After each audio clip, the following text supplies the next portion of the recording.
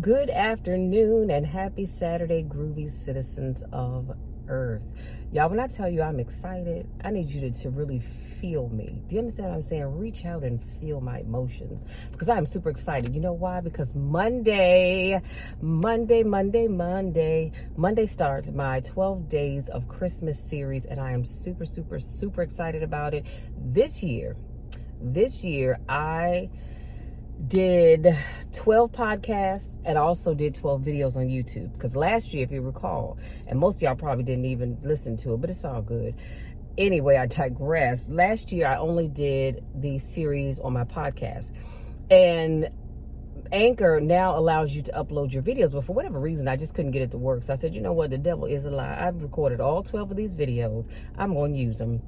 And so I just uploaded them into YouTube so you can watch the video and or listen to my podcast. I am so excited. And my podcast is Elevator Talk with Michelle.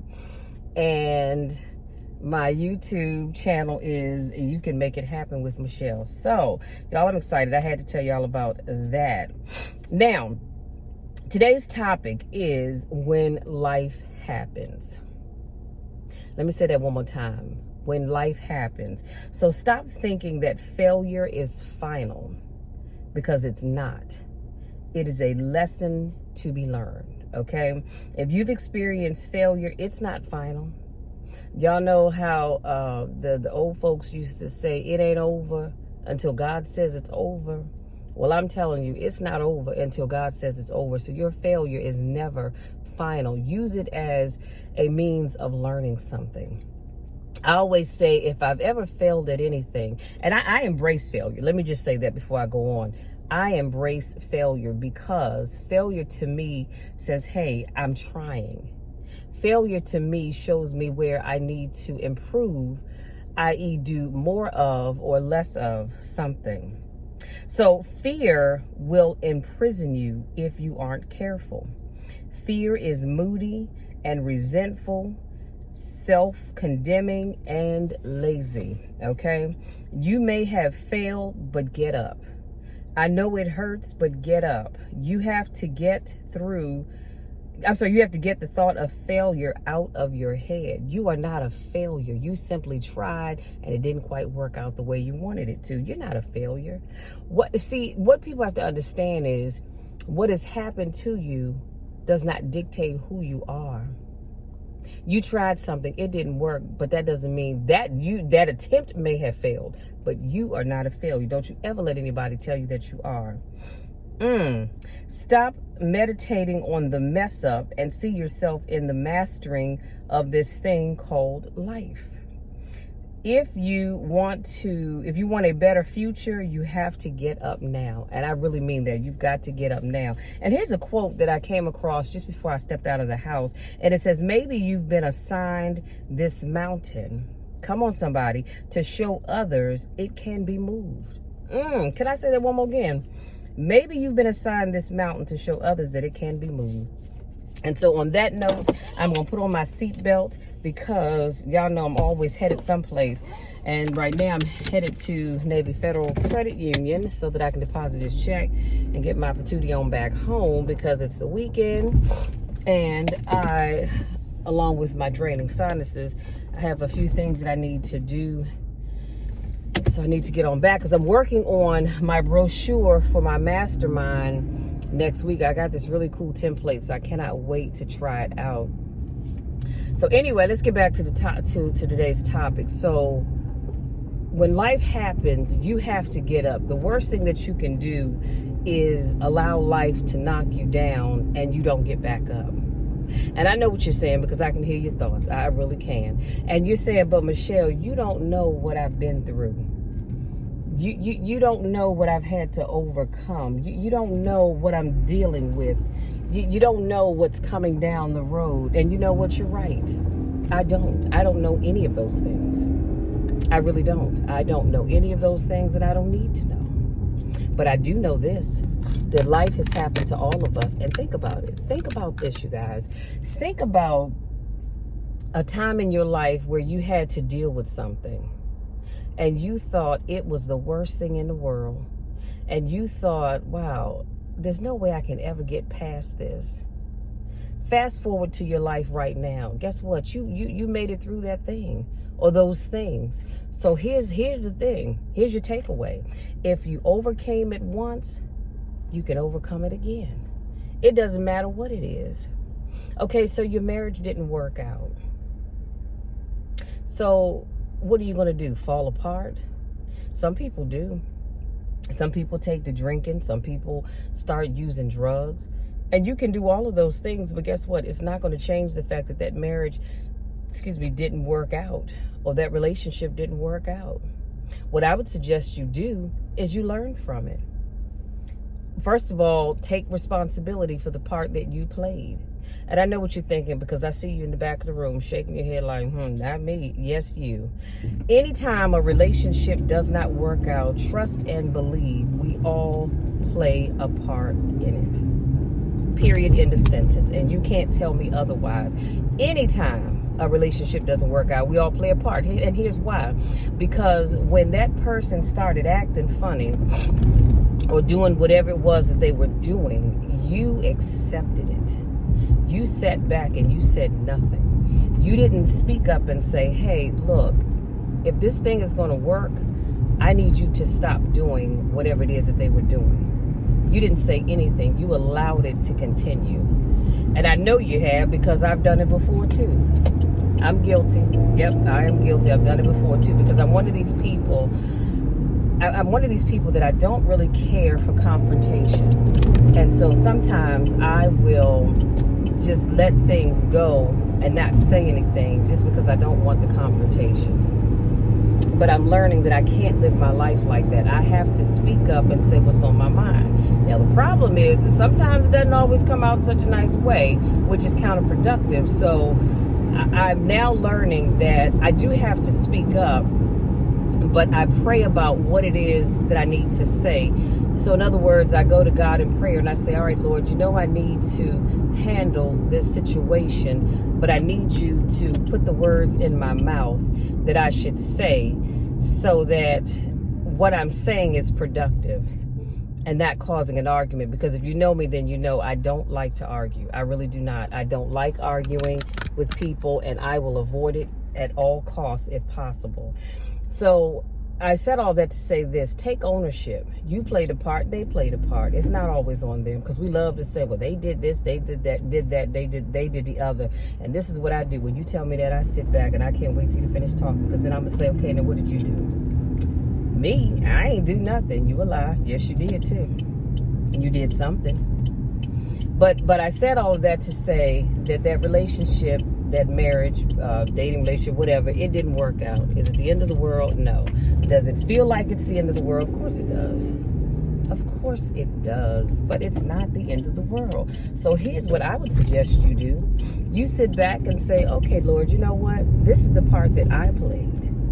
But I believe that you allowed that relationship not to work because you have something better for me. Come on, somebody. And then sit back and be patient and let God send on the person that he would have for you. That job didn't work out. And I know you felt like your world had just come to an end. And you said, Lord, what am I going to do? I've had this job for years. Well, this is all I know. What am I going to do? And you begin to feel like a failure. But honey, let me tell you something. You better get it together. Get it together. You are not a failure. Let me tell you 9 times out of 10 what has happened. And I don't even know the situation, but I'm going to tell you what I do know. When God says enough is enough, he'll let that job be taken away from you, because he's been trying to get your attention for a while. He's been trying to get your attention because he has something better for you. But you were so hell-bent on holding on to that job that you've had forever and a day that you couldn't receive what it is that he had for you. So he had to let the job be taken away. So now your cup is empty. Now your hand is empty. Now your mind is empty. Your heart is empty. And he can send on the job that he has for you. See, here's what I've come to understand in life. People, places, and things come into your life for a season and a reason. And like Medea said, you've got to make sure you don't get those two things mixed up. Because when you try to keep seasonal people, oh my goodness, lady, can we drive? God, excuse me, y'all. When you try to keep those seasonal people in your life past their expiration date, that's when you have problems. When you try to keep that seasonal thing, it could be a job. It could be wherever you're living. When you try to hold on to it too long, God's going to step in and say, all right, enough is enough. I've been trying to get your attention because I got something better for you, but you'll never experience it as long as you're here and you're comfortable. Come on, somebody. As long as you're comfortable, you're not looking for another job. But all I'm saying to you guys is this. Stop thinking that your failure at anything is final, because it's not. It's just an opportunity for you to grow. That's all it is. It's just an opportunity for you to grow. And so I want you all to stop missing out on your growth opportunities, your growth potential, because you have it.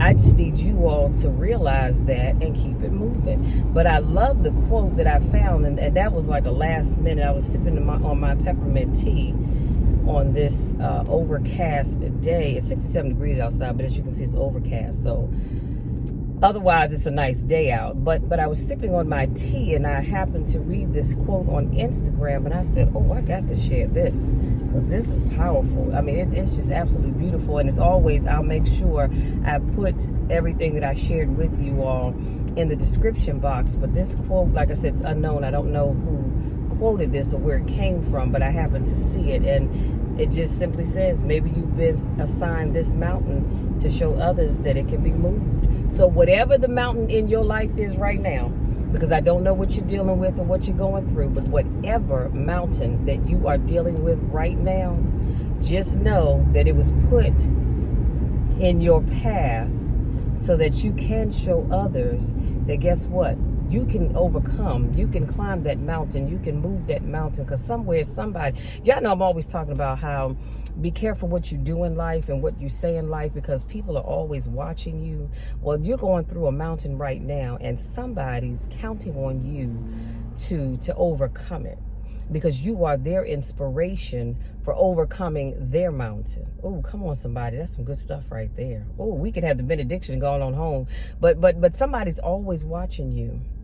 And so I just want to leave you with that. The mountain that you're dealing with, it didn't happen by chance. That mountain that you're dealing with, it has come not to hurt you, not to beat you down, not to make you feel less than, not to make you feel like a failure, not to make you want to give up on life. But that mountain has been put in your life because God knows that you can overcome it. And by you overcoming that mountain, you're showing other people, guess what? I overcame my mountain, so you can overcome yours. You just have to want to. You've got to make it up in your mind, and you've got to have it in your heart that I want to overcome this mountain. Because you know better than I do that you can achieve and overcome anything that you put your mind to. That's why I'm called a powerhouse. That's my nickname by those that are closest to me. Powerhouse. You know why? Because I've learned to power through a lot of things. And one thing's for certain, two things for sure. Michelle doesn't give up. Now, if in fact I do decide to give up on something, it's because God has spoken to me and said, all right, sweetie, that's enough. That's enough. Cut it out. Let that go. Otherwise, I'm going to fight till the very end to overcome whatever it is that I'm dealing with. Giving up is not even in my DNA. Unless God speaks to me and tells me it's time to give up. So y'all, that's it. That's my time. I just want to say, if you're new to watching my videos, welcome, welcome, welcome. So glad to have you here. For those of you, this is not your first rodeo, welcome back. I missed you guys. It's always a pleasure to see you all again. And just know, y'all know the drill. You know my spiel. I love each and every one of you. I love you no matter what. I love you to the moon and back, but I'm also going to love you even when nobody else likes you. Always remember, excuse me, always remember that I believe in you. You can do anything you put your mind to. I love each and every one of you collectively and individually, and I want to see you succeed. So when life hits you, life happens, get back up and keep fighting. Till next time, take care.